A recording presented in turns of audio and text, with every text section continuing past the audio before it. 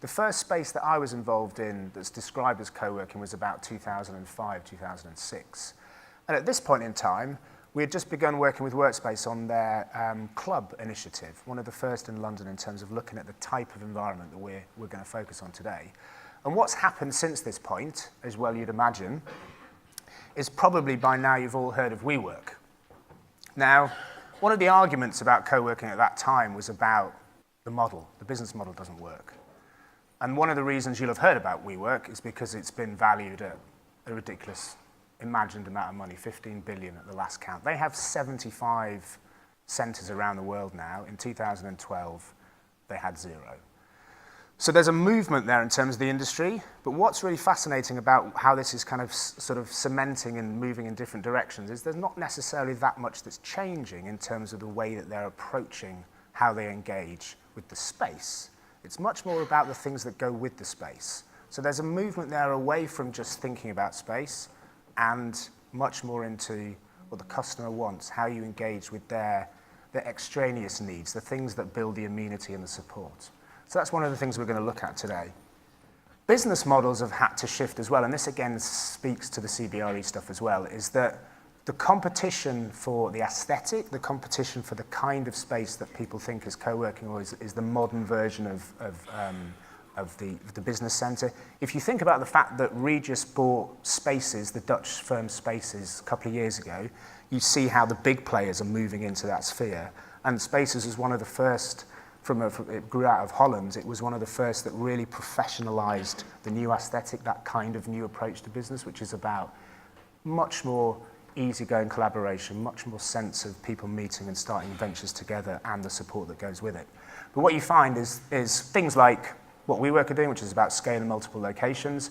I would say that the sort of contrast to what you saw in terms of the CBRE report of how things are getting smaller is what's happening is actually they are getting smaller, but they're multiple in terms of those. So the economies of scale still work, but I think it's not necessarily about having the gigantic spaces.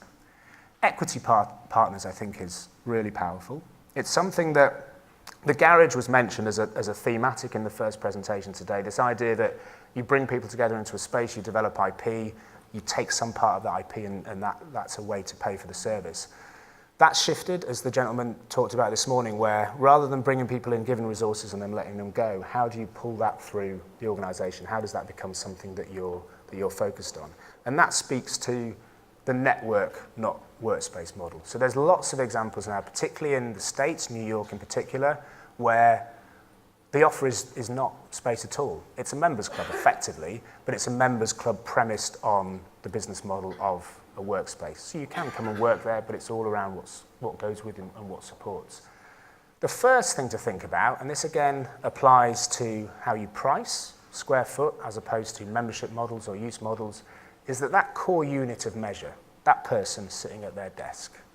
That's the old work paradigm, and now what we're looking at is this. It's nice and sort of verbose. It's not a quote from me, it's from an analysis in the States, but it's talking about skilled distribution of people. It's talking about process and analysing. It's talking about real-time working. And the difference between those two is very much about something fixed, an individual, versus mobility and groups.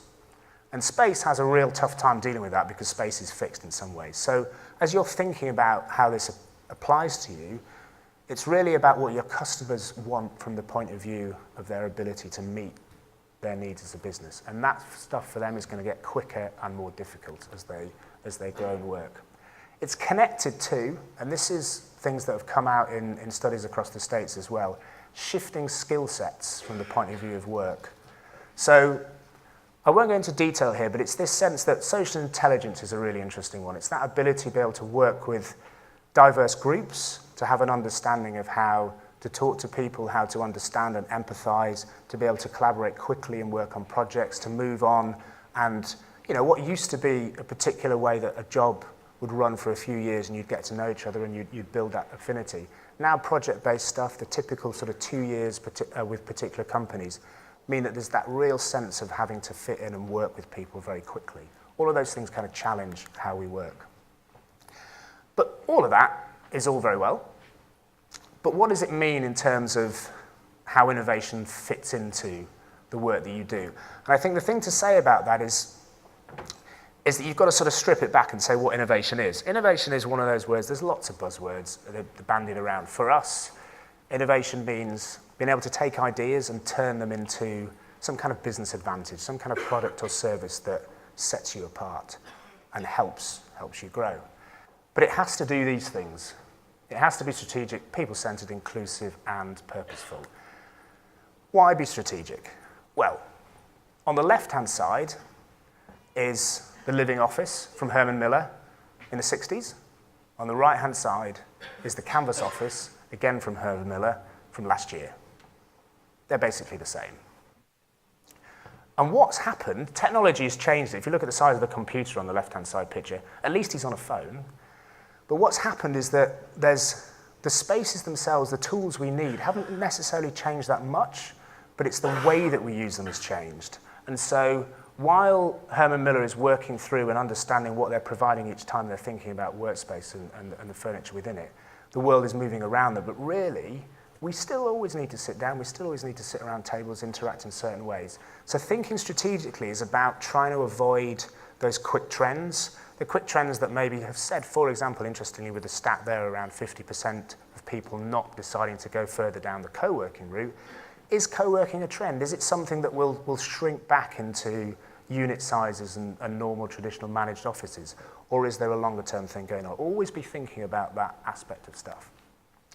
And then from a people-centered point of view, I think personally speaking, in terms of the work I do, particularly with the research work and the way that we design, we're always thinking about the user.